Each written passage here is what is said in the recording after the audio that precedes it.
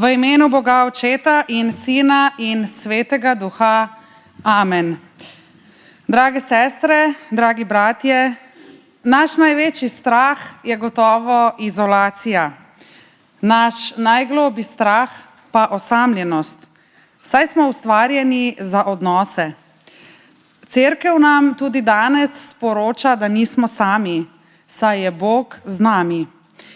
Naša samozadostna, narcisistična in nervozna zahodna družba mora nujno slišati, da se Boga ne bojimo. Kajti kdor se boji Boga, se boji ljubezni in ga je strah živeti in umreti. Sedaj pa prisluhnimo obvestilom. V naslednjem tednu je organizirana molitvena veriga v obliki posta. Vsi, ki se želijo vključiti v to verigo posta, naj se javijo Leji Brkič. Cerkev se zahvaljuje vsem, ki ste se že pridno javili za pomoč pri pospravljanju in čiščenju cerkve. Če bi se morda še kdo želel prijaviti, to lahko storite tako, da se javite Mariji Barborič, predvsem z namenom, da se bo lahko poleg pospravljanja organiziralo tudi prijetno druženje. Naslednjo soboto, 11. januarja 2024, se tudi planira takšno prvo čiščenje in sicer ob 13:30 uri. V nedeljo, 12. januarja 2025, smo tako, kot je že običajno, ob 10. uri zjutraj vabljeni na osrednje nedeljsko bogoslužje. V letu 2025 smo uvedli še eno novost, in sicer bomo za vsak dan pripravili dnevno pobožnost oziroma dnevno duhovno misel, ki smo jo poimenovali naš vsakdanji kruh. Misel zajema branje odlomkov iz Svetega pisma, kratek nagovor z izzivom in molitvijo ob spremljavi glasbe. Duhovno misel vam bomo, kot ste verjetno že ugotovili, posredovali v obliki audio formata MP3, kar bo maksimalno poenostavilo poslušanje. WhatsApp skupina je odprta za vsakogar, notri lahko dodajamo svoje kontakte, ki bi torej želeli prejemati to duhovno misel. Vsi pa se lahko sami dodamo v to skupino z enostavnim klikom na povezavo, ki smo vam jo poslali po elektronski pošti. Če kdo to vrstne aplikacije nima oziroma potrebuje pomoč, pa se lahko obrne na Petra Goloba. Sedaj pa napovedujem še eno posebno bogoslužje, ki ga bomo letos imeli na Tri kralje. Torej gre za bogoslužje, ki bo potekalo jutri v ponedeljek 6.1.2025 ob 19. uri. In sicer smo vljudno vabljeni, da pridemo na to bogoslužje, kjer bomo lahko z ožjo in širšo družino, pa tudi kot posamezniki, prejeli Božji blagoslov. Vabilo je objavljeno tudi na spletni strani cerkve. Poudarek tega bogoslužja pa bo predvsem v tem, da bo posamezna družina oziroma posameznik deležen posebnega blagoslova, torej podelitve blagoslova, ki bo specifičen za vsako družino posebej. Jutrišnjo običajno molitveno srečanje se bo torej prestavilo na sredo, to je 8.1.2025 ob 19. uri. Ker je bilo kar veliko obvestil, je najpomembnejše to, da si zapomnimo, da imamo jutri posebno bogoslužje in da se tako kot običajno vidimo v nedeljo in seveda kdor želi koristno s prijetnim, torej druženje s pospravljanjem, pa to poteka naslednjo soboto. Sedaj pa bomo zapeli prvo skupno himno, ki nosi naslov V križ Kalvarije trdno verujem.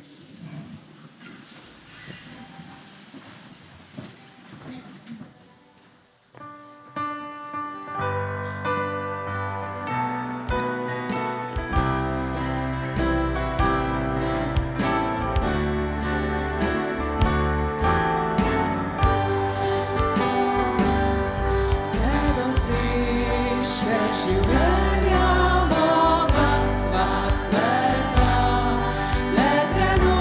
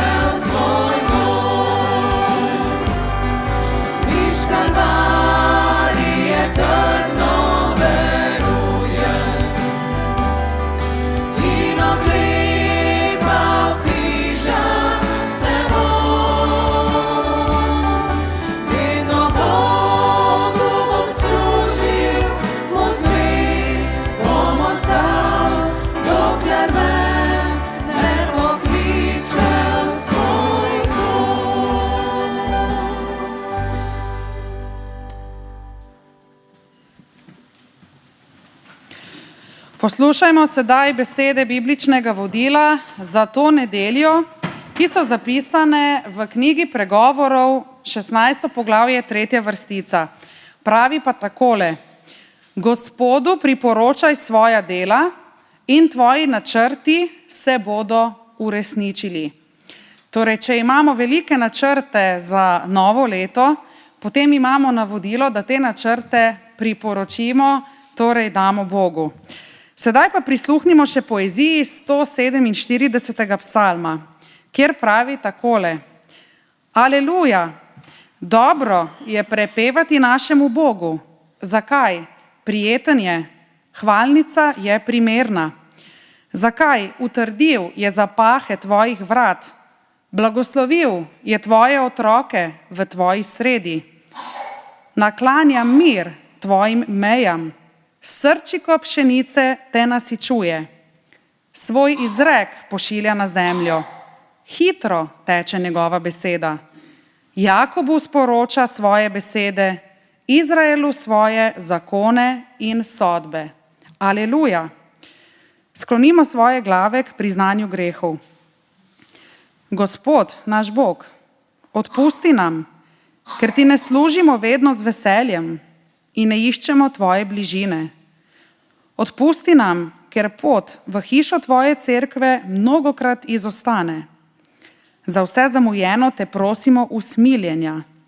Odpusti nam, ker tolikokrat zapiramo vrata pred tabo in dvomimo, da nas ljubiš, tudi ko nate pozabimo. Hvala ti, ker si usmiljeni oče prestopnikov, izgubljenega novčiča, izgubljene ovce in izgubljenega sina, in tudi naš oče. Kristus, usmili se. Besede milosti in slavospeva pa so iz prvega pisma Janeza, 5. poglavje, 11. vrstica, kjer pravi takole: Pričevanje pa je v tem, Bog nam je dal večno življenje in to življenje je v njegovem sinu. Slava Bogu na višavah in na zemlji mir ljudem, ki so mu po volji. Amen. Molimo. Jezus Kristus, luč sveta, stopamo na novo pot, ki nam je prikrita. Stopamo polni pričakovanj, sredi sveta negotovosti. Trudimo se delati dobro, a včasih dobro ni sprejeto. Zato nam daj vnemo, da bi v dobrem vztrajali. Ostani nam luč, da v dobroti ne opešamo. Pomagaj vsem nam, otrokom, mladim in starejšim, da bomo v sožitju razumeli drug drugega in izpolnili kraljevski zakon ljubezni, svetu pa oznanjali odrešenje. Amen. Sedaj pa skupaj zapojmo himno, ki pravi Brez njega. Po himni pa sledi še berilo.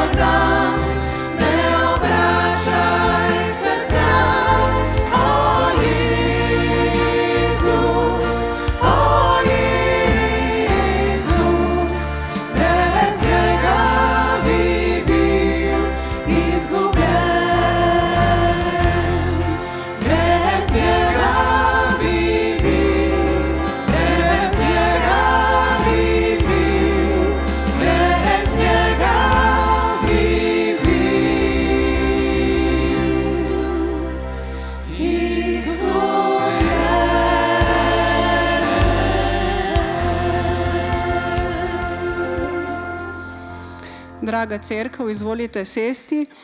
Prisluhnimo berilu za današnjo nedeljo iz Evangelija po Mateju, 2. poglavje od 13. do 15. vrstice, ki pravi takole. Beg v Egipt.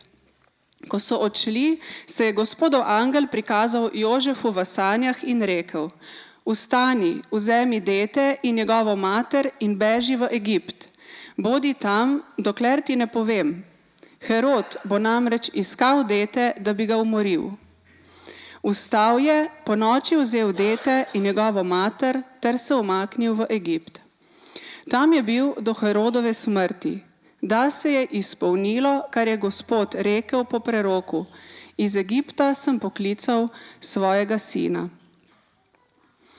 Kaj nam sporoča in k čemu nas vabi v tem jutru odlomek, katerega vsebina je na prvi pogled vse prej kot ušesom prijetna? Ob branju se nam kaj hitro razblinijo romantične podobe o Jezusu Kristusu, ki kot dojenček mirno spi v jaslih in ga obkrožajo angeli, pastirji, modri pa mu darujejo darila.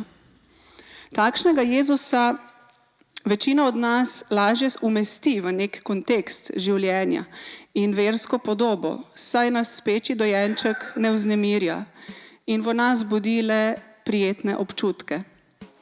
Kaj hitro pa smo soočeni ob branju tega besedila s težko realnostjo, katero v različnih razsežnostih tudi danes izkušajo mnogi ljudje po svetu. V današnjem berilu smo namreč prebrali o Jezusu, ki je bil pregnan in v smrtni nevarnosti zaradi sovraštva, ki ga je vanj usmeril vladar Herod. Skupaj z družino je moral zbežati v Egipt. Vseeno pa, kljub temu, da se sprva ne zdi tako, vse poteka znotraj Božjega dopuščanja in Božje volje. Na koncu odlomka je namreč zapisano, da se je vse to zgodilo, da se je izpolnilo, kar je Gospod rekel. Po preroku: Iz Egipta sem poklical svojega sina.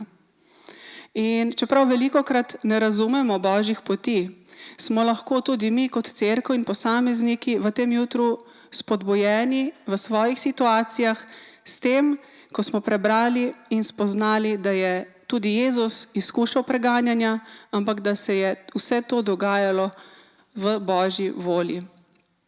Zaupanja v Božji načrt in predajanja očetovi volji se je Jezus tako učil že od samega rojstva.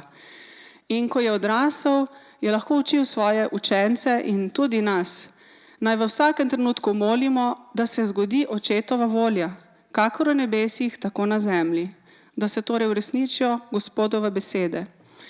In naslednja pesem nas vabi, da se zaupamo Bogu ponovno v novem letu in mu s tem izrazimo zahvalo za vse, kar od njega prejemamo, da živimo v njegovi volji, in pravi, da se sredi stiske, torej sredi življenja, oklepamo njegove besede, ki je živa in dejavna in se ob svojem času uresniči. Vabimo vse, ki to lahko, da vstanete in se približamo v čas zahvaljevanja s to pesmijo.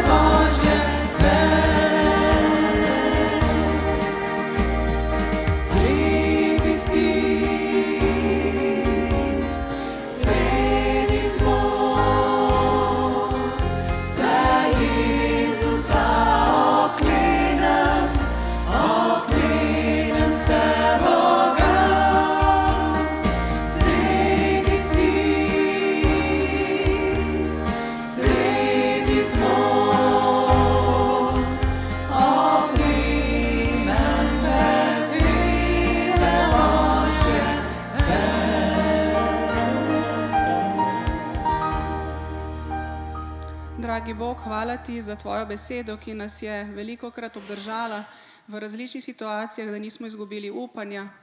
Hvala ti, da jo pošiljaš redno, da jo poslušamo ob nedeljah, da jo lahko beremo v tvoji besedi in da jo slišimo, ko govorimo z ljudmi, ki so poslušni tvoji volji in v njih živi tvoja ljubezen.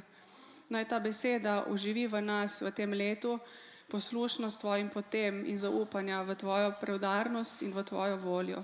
Amen. Amen. Izvolite sesti. Draga Božja družina, Gospodova večerja ni zgolj obred, ki ga izvajamo, ampak je blagoslov, ki ga sprejemamo. Kruh in vino sta vidni Jezus, zato je Gospodova večerja več kot spomin ali simbol. V kruhu in vinu je Kristus duhovno navzoč kot duhovna hrana, zato je to vesela gostija, ki nas povezuje v edinosti duha. Tu se hranimo z Božjo ljubeznijo. Z obhajanjem Gospodove večerje oznanjamo svoje večno življenje. Verujemo to, kar je Jezus rekel tisto noč, ko je bil izdan. Vzemite, jejte, to je moje telo in to je moja kri zaveze. Cerkev brez Gospodove večerje ni cerkev. Naj luč vere, ki izhaja iz svetega krsta, razsvetli dušo, da bo čista sprejela dar večnega življenja. Vabim, da skupaj molimo Gospodovo molitev Oče naš, ki je molitev cerkve. Oče naš, ki si v nebesih, posvečeno bodi tvoje ime. Pridi k nam tvoje kraljestvo. Zgodi se tvoja volja, kakor v nebesih, tako na zemlji. Daj nam danes naš vsakdanji kruh in odpusti nam naše dolge, kakor tudi mi odpuščamo svojim dolžnikom, in ne vpelji nas v skušnjavo, temveč reši nas hudega. Ker tvoje je kraljestvo in moč in slava na veke. Amen. Naš Bog in Gospod prosimo, posveti ta kruh in to vino po svojem svetem duhu, da bomo jedli od kruha življenja in pili iz keliha odrešenja, ki je telo in kri našega Gospoda Jezusa Kristusa. In bomo tako v edinosti med seboj in z vsemi kristijani, v imenu Očeta in Sina in Svetega Duha. Blagor tistim, ki smo povabljeni na Jagnjetovo svadbeno gostijo. Vzemite in jejte od kruha življenja, to je Kristusovo telo za nas darovano.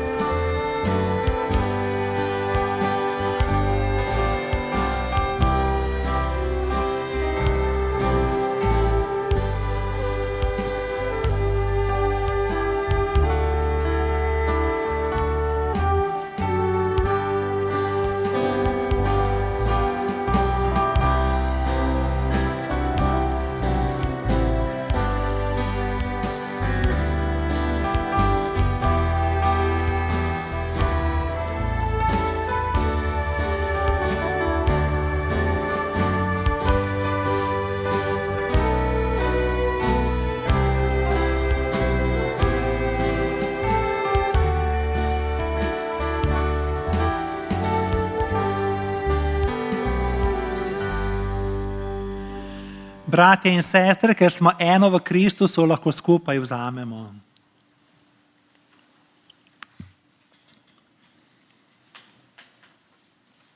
Vzemite in pite iz keliha odrešenja, to je Kristusova kri za nas prelita.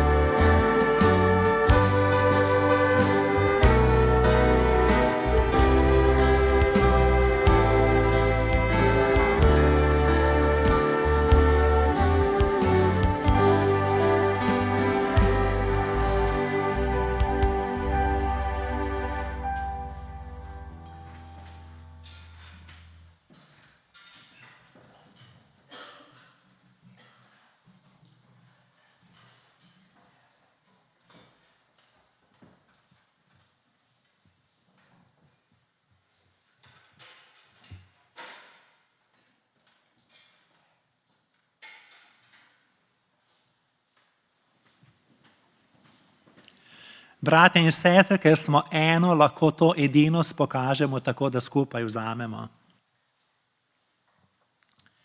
Naše prazne kozarčke bomo odložili v pladnje. Vsemogočni Gospod, zahvaljujemo se ti za tvoje nežno usmiljenje. Spet si nas nahranil pri svoji sveti mizi, s svojim telesom in krvjo in nam podaril predokus vesele nebeške pojedine. Bog resnice, tvojo slavo smo videli na svoje oči in s svojimi rokami smo se dotaknili kruha življenja. Ljubeči in najbolj sočutni Gospod, hvala ti, ker si nas očistil svojo svetostjo, da bomo ljubili in oznanjali evangelij odrešenja vsemu stvarstvu in bili pripravljeni na večnost s tabo. Amen.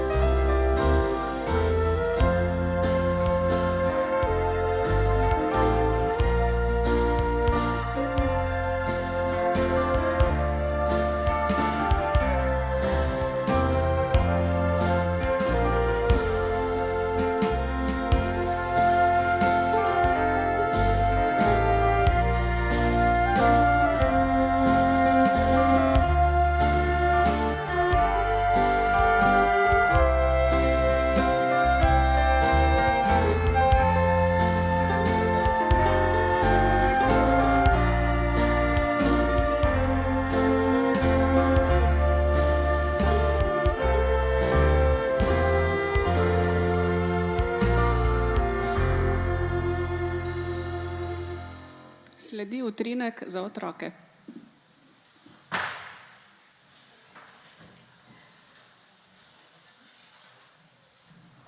Tako, dragi otroci, kar pridite.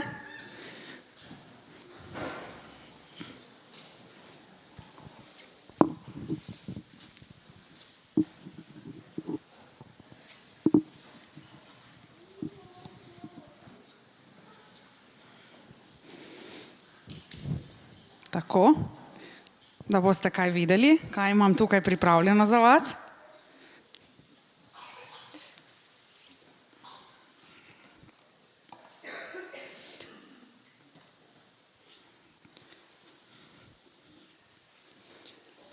Lahko pridete bližje, evo, da boste videli, danes imamo tudi najmlajše med nami. Dragi otroci in dragi vsi ostali, utrinek za otroke oziroma utrinek za vse nas. Vprašanje najprej za otroke. Kaj imam tole? Kar pogumno. To je? Jajce je, ja. Jajce je, res je. Sedaj pa si predstavljajmo, da je tole jajce naše življenje. Notri je kakšno? Notri je mehko, zunaj ima lupino, ampak težava nastane, da tole naše življenje lahko zelo hitro postane krhko. Kaj se zgodi, kadar se nam dogajajo v življenju težke stvari, preizkušnje, trpljenje, če nas kaj boli, če koga izgubimo, če nam v šoli ne gre najboljše, oziroma kadar se soočamo mi odrasli s stisko. Kaj se bo zgodilo s tem jajcem, če si predstavljamo, da je tale posoda življenje okoli nas in svet, v katerem živimo, na katerega žal včasih nimamo vpliva. Kaj se bo zgodilo, če bom to jajce tukaj notri spustila? Počilo bo, ja. Kaj pa to pomeni, če jajce poči? Da se razbije. A bomo poskusili? Ste pripravljeni? Ampak v življenju je ponavadi tako, da se nam ne zgodi nujno samo ena slaba stvar. Malce je življenje napokano, počutimo se zlomljeni, počutimo se utrujeni, dokler se te stiske še ne kopičijo in se nam včasih zdi, da sedaj je pa res konec, da je naše življenje zlomljeno. In zgodi se tole, jajčna brozga. Torej, naše življenje se razbije na koščke. Vaši starši so sigurno kaj takšnega že doživeli, upam, da vi še ne, ampak vseeno, mogoče je tudi vas, dragi otroci, česa strah, se česa bojite, vas je mogoče strah, kaj vas čaka v življenju in takrat se nam zdi, kot da se v našem življenju kažejo take majhne razpokice, tako kot temu jajcu, ki smo ga prikazali. Ampak veste, v Svetem pismu imamo eno obljubo. V Psalmu 121, ki je zelo, zelo lep psalm, med drugim beremo tole, da nas bo Bog varoval vsega hudega, da bo Bog varoval naše življenje. In to je obljuba za vas, dragi otroci, in za nas malo starejši otroci in odrasli. Torej, Bog drži naše življenje v svojih rokah. Kako pa to Bog naredi? Kakšna je definicija Boga? Kaj je Bog? Bog je ljubezen. Bog nas ima neizmerno rad. Vsakega izmed vas. Z vsemi vašimi pomanjkljivostmi, prednostmi, tako kot tudi nas odrasle. In zato, ker je Bog tak, ki čuva naše življenje, se nam zgodi to, da včasih v življenju seveda se nam dogajajo težke stvari, ampak ne pademo tako zelo na trda tla, da bi se polomili, ampak naše življenje, kljub temu, da ga z močno silo vržemo ob tale kozarec, ne poči. Torej jajce ne poči. Poglejte, če ga dam ven, nima niti ene same razpoke. Veste zakaj?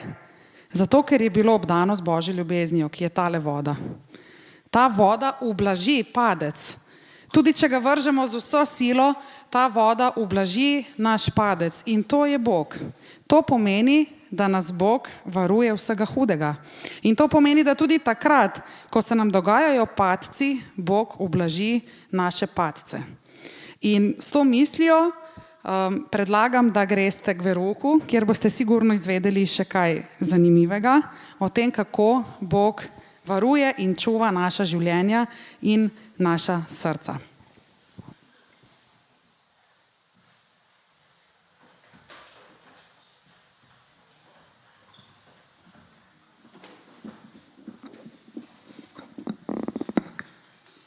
Pred nami je pa še kolekta, pobrali bomo prostovoljne prispevke in potem sledi Božja beseda.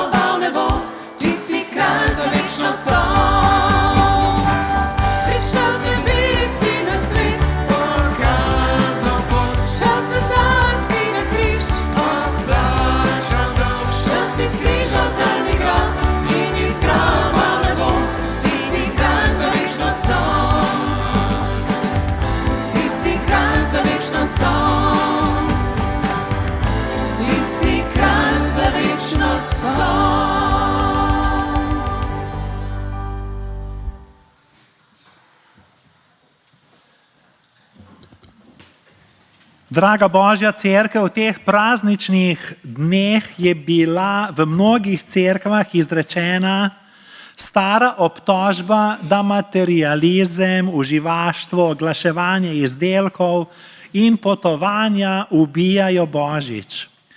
Da so kompulzivno nakupovanje, polnjenje hladilnikov in omar ter avantura znak zasvojenosti, grešnosti, banalnosti in plehkosti. Kakšna dvoličnost, saj smo to počeli verjetno vsi, na nek način. Resnica je torej drugačna.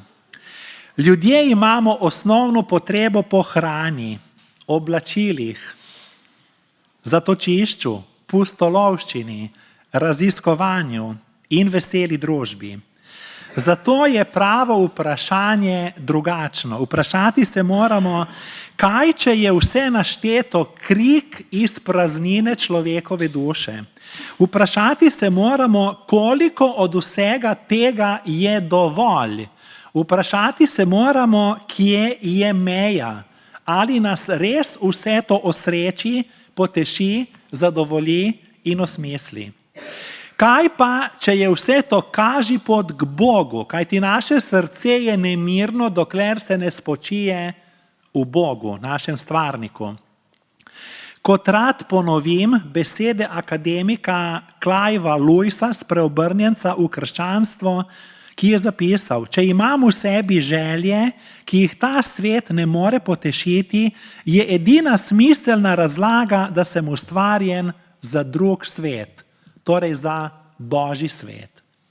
Zato dobrodošli v cerkvi, ki ima odgovor na temeljno potrebo človeka po obnovi odnosa z Bogom in svojim bližnjim.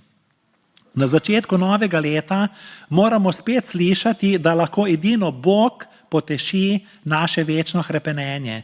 Zato vstanimo in prisluhnimo iz spoštovanja do Božje besede, kaj pravi o tem 1. Janezovo pismo, 5. poglavje od 11. do 13. vrstice. Pričevanje pa je v tem, Bog nam je dal večno življenje in to življenje je v njegovem sinu. Kdor ima sina, ima življenje, kdor nima Božjega sina, nima življenja. To vam pišem, da boste vedeli, da imate večno življenje, vam, ki verujete v ime Božjega sina. Hvala Bogu za njegovo sveto, resnično in večno besedo. Amen. Drage sestre, dragi bratje, davnega leta 1603 je angleška kraljica Elizabeta I. pred svojo smrtjo izgovorila znamenite besede. Dajem vse, kar imam, za še malo časa življenja. Pripravljena je bila dati vse, bogastvo, čast, oblast, kajti v trenutku njene smrti je vse to postalo brez vrednosti. Tudi nas obkrožajo, kot smo slišali, takšne in drugačne novice. Obkrožajo nas tudi novice o kriogenskih laboratorijih, v katerih za ogromne vsote denarja zamrznjajo človekovo telo v kovinskih boksih, polnih tekočega dušika, da bi mrtvi čakali, dokler znanost ne odkrije formulo življenja. V Rusiji so dali na tak način konzervirati svoje telo 4 bogataši, da bi bili kasneje obojeni od mrtvih, v Združenih državah Amerike pa to počno že dlje. Pravijo, poskusimo, saj nimamo kaj izgubiti. Vse, kar potrebujemo, je le denar. Rekli bi naivna vera, nič manj kot v času starih Egipčanov, ko so trupla balzamirali in jih položili v piramide. Kdo ima skrivnostno formulo življenja?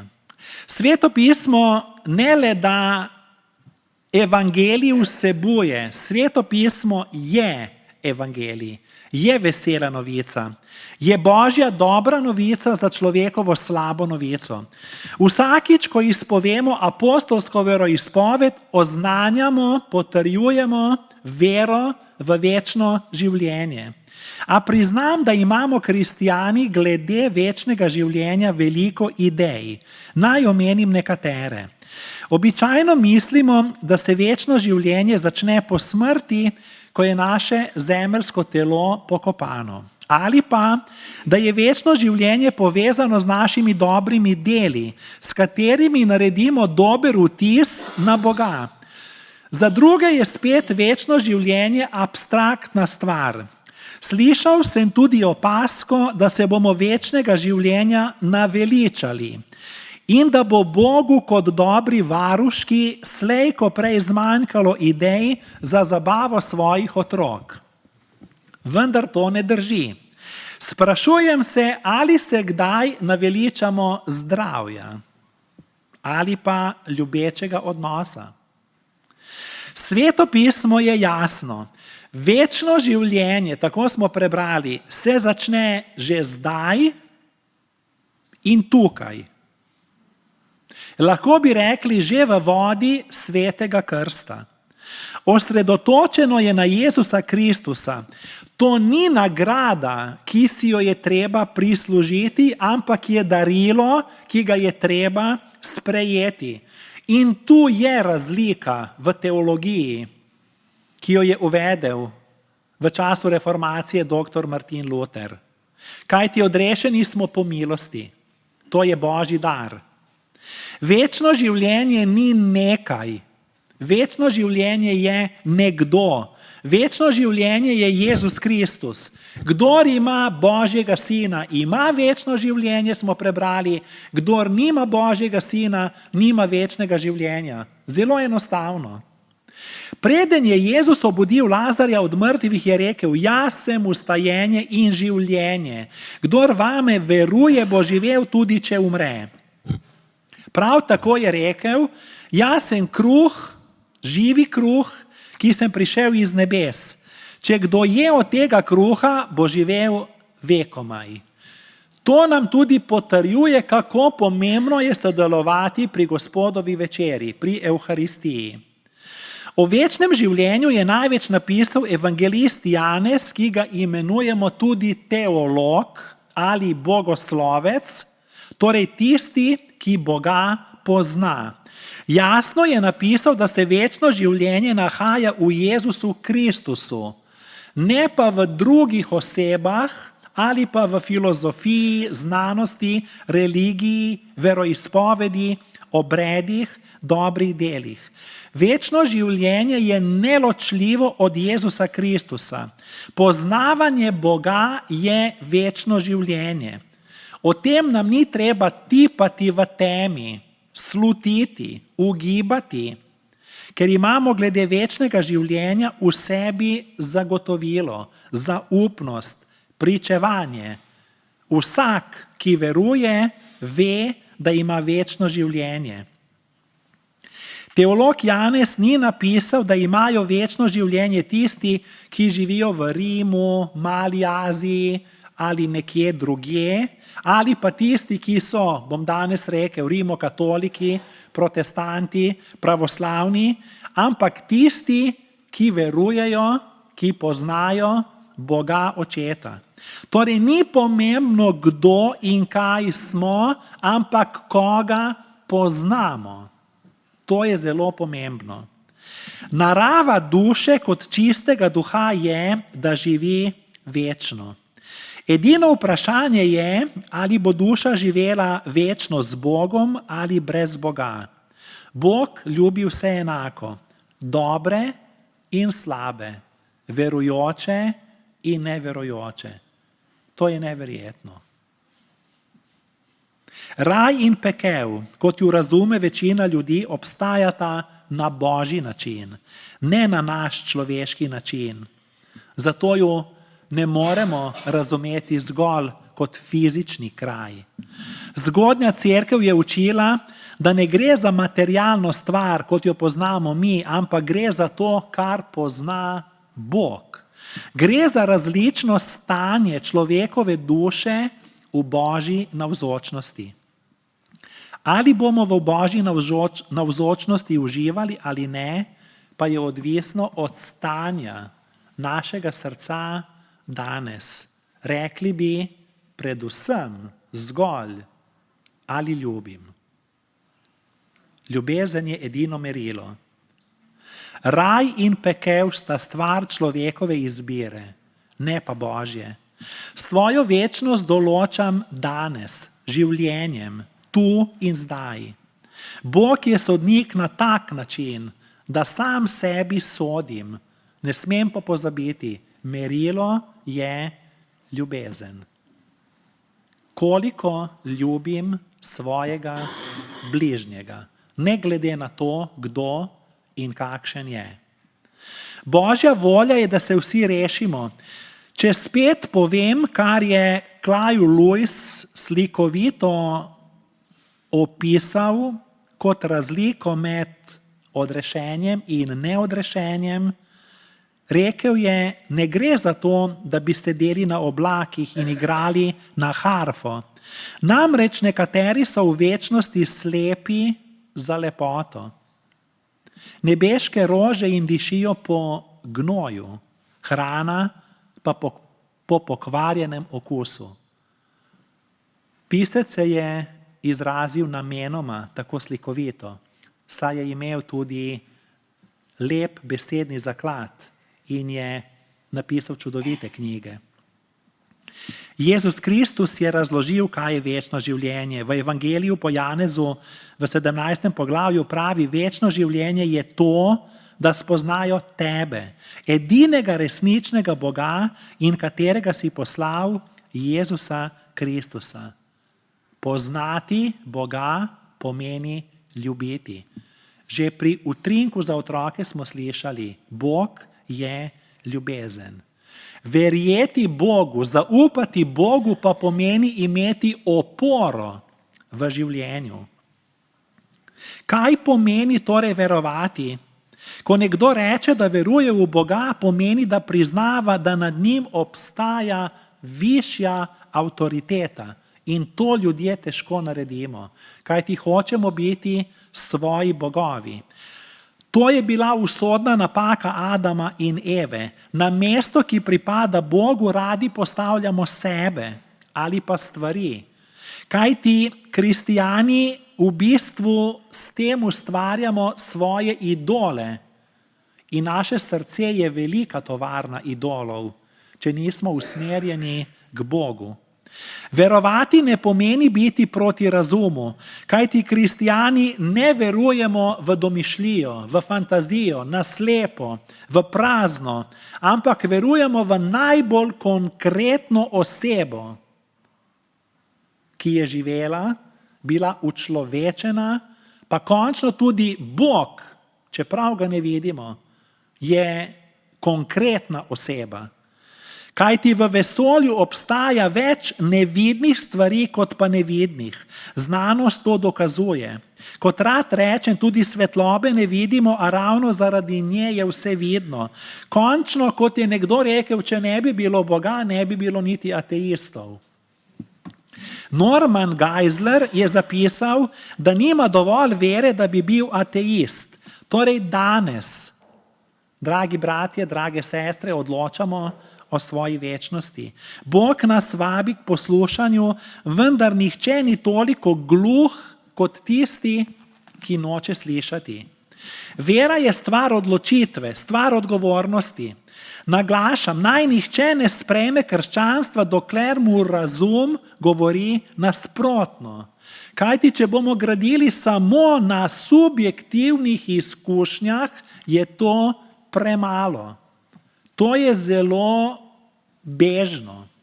Potrebujemo eno in drugo, da imamo z nekom odnos, ko gledamo tudi medsebojni odnos, prijatelj, starši, otrok, mož, žena, partner, partnerica. Sveto pismo pravi, da je vera obstoj resničnosti, zagotovilo, dokaz stvari v pismu Hebrejcem. Znanstveni, racionalni, razumski, moralni, bivanski, eksistencialni razlogi za vero v Boga so več kot očitni, kajti Bog je v naše srce, v našo dušo položil večnost, ker vsi hrepenimo po identiteti, varnosti, nesmrtnosti, upanju, smislu, pravičnosti. Vsi hrepenimo po pravičnosti. Ustvarjeni smo za sinovski odnos z Bogom. Zakaj bi takšna hrepenenja zanemarili? Svet živi v laži in od laži. Danes je laž zelo tržna. Poskušamo vse. Graditi urbana velemesta, spreminjati življenjski slog, partnerje, družbene norme, vrednote, tešiti svojo praznino, zdravo hrano, imetjem, kopičenjem, avanturami, tehnologijo, znanostjo, lepotičenjem, estetsko kirurgijo. Nič narobe. Narobe je to, da ko pridemo na vrh, tam ni ničesar. Luknja hrepenenja po Bogu je tako gromozanska, da jo lahko izpolnijo samo nebesa. Kako naivni smo, ker verjamemo, da bo naša hotenja izpolnilo to, kar je manjše od Boga. Nevroznanost pa dokazuje, da so naši možgani pripravljeni verovati in da je verovati zdravo. Torej, življenje zahteva Boga ne glede na to, ali sem veren ali pa ne. Kot je rekel mislec Pascal, da je Bog dal dovolj svetlobe za tiste, ki ga iščejo in ga želijo videti, in dovolj teme za tiste, ki ga ne iščejo in ga ne želijo videti. Torej, odločitev kakorkoli je naša, je moja. Ljudje hlepimo po osebni slavi. Jezus pa v teh božičnih dneh smo videli po tem, da je ponižen, poslušen. Bog se je učlovečil, Božji sin, da rečem pravilneje, se je učlovečil. To pozna samo krščanstvo in darovanje. Božja slava umiva noge učencem pred Gospodovo večerjo. Klečal je pred njimi. Ponižni Bog je odgovor na neumnost človeške arogance in domišljavosti. Nekdo je rekel, in to sem prebral ta teden, da nas Bog navadno obišče v nogavicah, ne v čevljih. Pa sem sprva pomislil, kako to, kaj pisec s tem misli. Smo se kdaj hoteli pritihotapiti, pa da ne bi morda otroka zbudili ali pa da bi koga zalotili. Pa smo se sezuli, da ne bi s čevlji ropotali. Torej, Bog ima navado, slikovito rečeno, da nas obišče v nogavicah, ne v čevljih, tiho in neopazno. Ja, to se je zgodilo tudi na prvi božič. Pa to se dogaja vsak trenutek. Nikoli ne vemo, kdaj.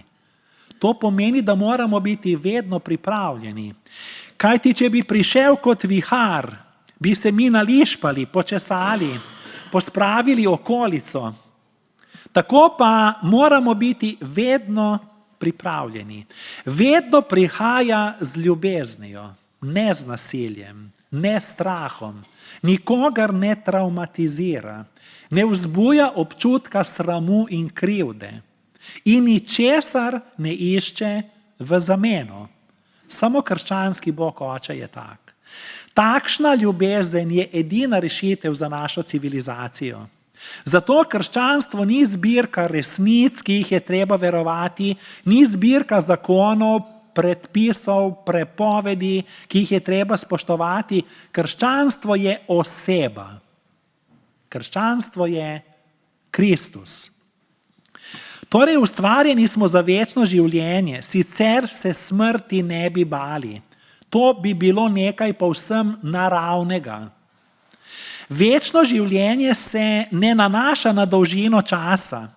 Ni čas podaljšan v neskončnost. Večno življenje v grščini, kot je zapisano v Svetem pismu, zoe aionios, ne pomeni neskončno, nesmrtno življenje, ampak predvsem nova kakovost življenja.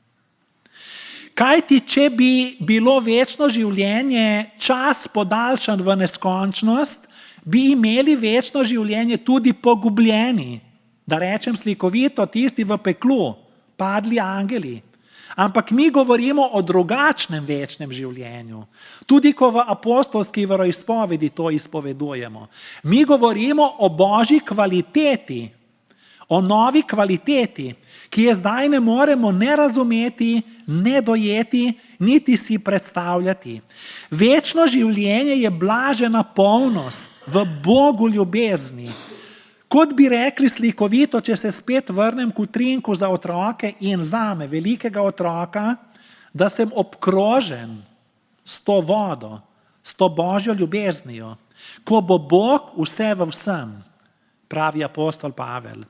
V večnem življenju Božjega kraljestva bo Sveta Trojica napolnila vse stvarstvo, Oče po Sinu v Svetem Duhu. Priti v nebesa pomeni biti dokončno najden, ne pa biti v izgnanstvu. Nebesa so najdeni človek in Bog v ljubečem objemu. Nebesa so odkrivanje večno novih bogastev lepote Boga, čigar polnosti nikdar se ne bomo mogli naveličati, niti je izčrpati. Videli bomo ne le to, kar obstaja, ampak tudi vse, kar je možno v drugih božjih načrtih. Takrat bo vse prosojno in vse jasno. Vsa vprašanja bodo imela odgovore in vsaka solza bo obrisana in vsaka krivica poravnana. Vsaka laž razkrinkana. Nebesa so odnosi na cilju, blaženo motrenje Boga in stalno napredovanje v neskončne globine skrivnosti Svete Trojice, ki bo vedno novejša in vedno čudovitejša. To sem prepisal, spis prve cerkve. Veliki teolog Avguštin je opisal človekovo bodočnost z Bogom tako: potem pa bomo slavili in gledali, gledali in ljubili, ljubili in hvalili in spet ljubili. Večno življenje torej je stanje duha, ki ljubi. Večna poguba pa je stanje duha, ki ne more ljubiti. To je največje trpljenje. Biti obkrožen z ljubeznijo, pa ne moreš ljubiti. Toda v Božjem srcu so tudi izgubljeni bolečina Božje ljubezni, ker Bog ne more sovražiti. Celo pogubljeni so bolečina Božje ljubezni.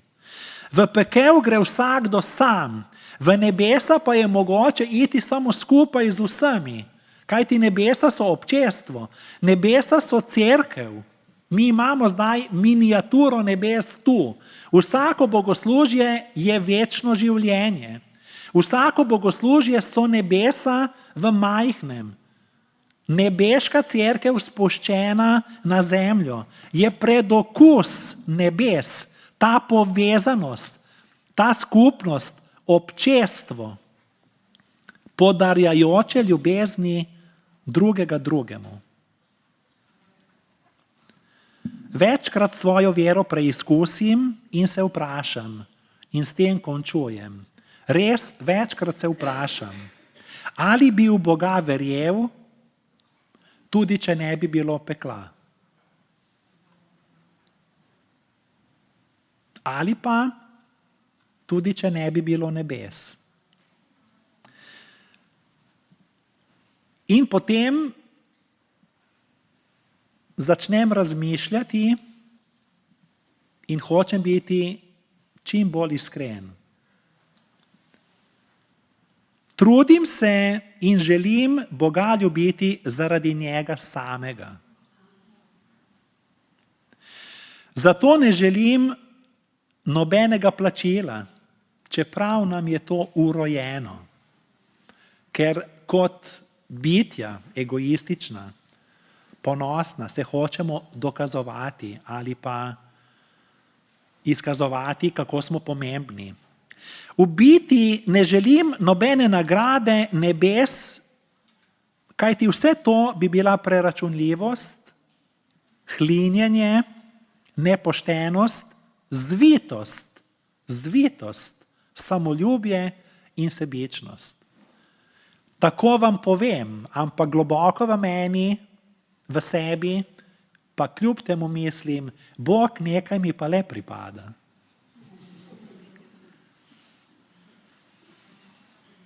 Vsaj košček nebes. Verjetno sem si prislužil v tolikih letih služenja in sedenja v cerkvi. Ampak Bog mora biti naše plačilo in naša nagrada. Ne katerikoli Bog. Kajti Božje ime smo toliko onečastili in umazali, ne samo mi, nasploh svet, da Božjega imena ne bi smeli izgovoriti vsaj 100 ali pa 1000 let.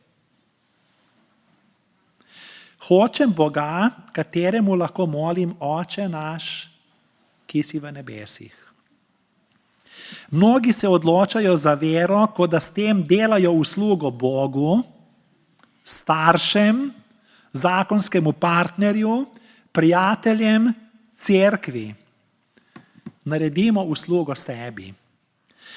Ne bodimo podobni otroku, ki pride k očetu in mu reče: oče, daj mi 20 evrov, da ti kupim darilo za rojstni dan. Kajti kdor se je zares predal Bogu, mu je vseeno, ali ga Bog vodi skozi trpljenje ali skozi radost.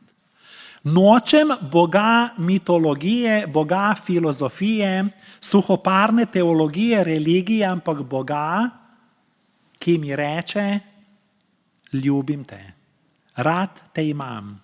Kajti nismo ustvarjeni prvenstveno zato, da bi mi ljubili Boga, ampak da Bog ljubi nas. Bog me ne ljubi zato, ker sem jaz dober, ampak zato, ker je On dober. Zato me ljubi.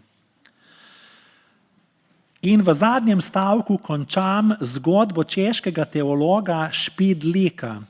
Govori o mali deklici Marjetici, ki je dala mama za rojstni dan igračo, punčko, in ji rekla: z njo ravnaj, kot bi bila tvoja hči. Čez čas je mati slišala, da je deklica punčko vrgla v peč in jo zažgala, torej igračo, vrgla v peč in jo zažgala. Mati jo je vprašala: Marjetica, zakaj si to storila? Deklica je v solzah odgovorila: mami, 100-krat se mi rekla, da jo imam rada, pa mi ni odgovorila. Torej, naš Bog je drugačen. Ni mu treba niti reči enkrat, dvakrat, 100-krat, 1000-krat, milijonkrat.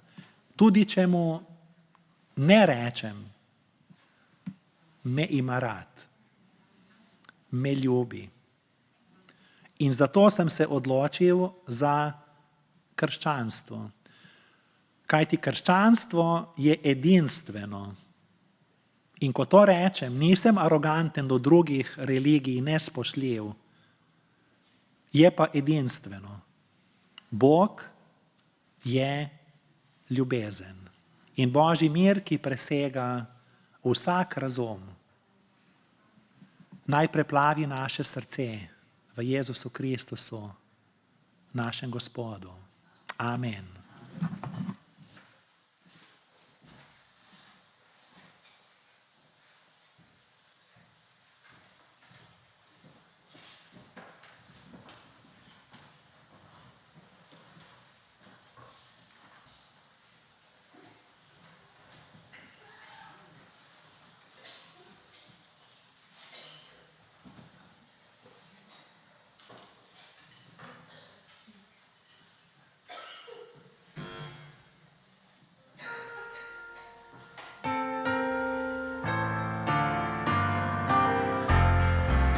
Svetniki vsi gredo v nebo, svetniki vsi gredo v nebo.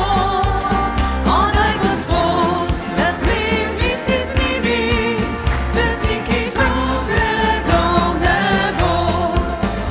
Po imenu klical boš, po imenu klical boš. Onaj Gospod, pokliči še mene, ko po imenu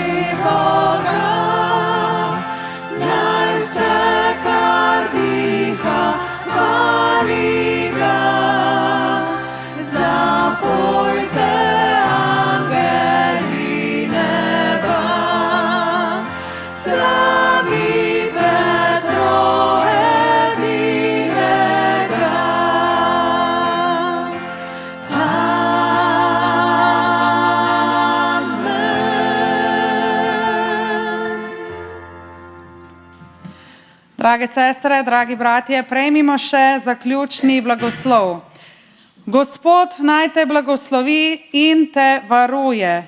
Gospod naj da sijati svoje obličje nad tabo in naj ti bo milostljiv. Gospod naj dvigne svoje obličje nad te in ti podeli mir. Amen.